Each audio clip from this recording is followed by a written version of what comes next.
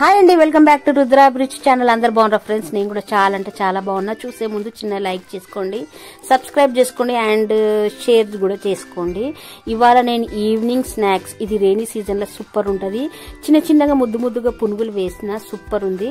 ఇది చాలా ఈజీగా అవుతుంది. మనం ఓన్లీ 3 ఇంగ్రీడియంట్స్తో చేసుకోవాలి. నేనైతే ఫస్ట్ బియ్యం అయితే నానబెట్టుకున్న 2 hours నానబెట్టుకున్న. ఇవి దొడ్డు బియ్యం, రేషన్ బియ్యము. నేను 2 కప్పులు తీసుకొని నానబెట్టిన. చూడండి ఫ్రెండ్స్, మంచిగా కొద్దిగా వాటర్ వేసి ఫైన్ పేస్ట్ లాగా మంచిగా పేస్ట్ అయితే చేసేసుకున్నాం. మంచిగా దీంట్లో 2 ఆలు మనం ఇట్లా తురుముకొని కూడా వేసుకోవచ్చు. నేనైతే పిండి చాలా అయిపోయింది, కొద్దిగా తీసుకొని దాంట్లో ఆలుకు వచ్చిన వాటర్ అంతా ఇట్లా కొద్ది పిండేసి ఈ తురిమిన ఆలు దీంట్లో వేసేసుకున్నా. నేను పిండి పేస్ట్లా వేసేసుకొని జీలకర్ర, పచ్చిమిర్చి, కరివేపాకు, కొత్తిమీర, కొద్దిగా సాల్ట్ వేసుకున్న ఫ్రెండ్స్. చాలా ఎక్సలెంట్ అవుతుంది ఈవినింగ్ స్నాక్స్ లాగా. ఇవి బియ్యం, ఆలు, చీజ్తో చేసిన చిన్న చిన్న ముద్దు పునుగులు.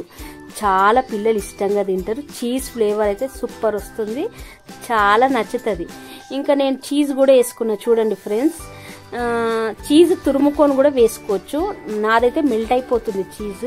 ఇంకా అంతా కలిపేసేసుకొని ఇంకా చిన్న చిన్నగా ముద్దుగా బాల్స్ అయితే వేసుకోవాలి.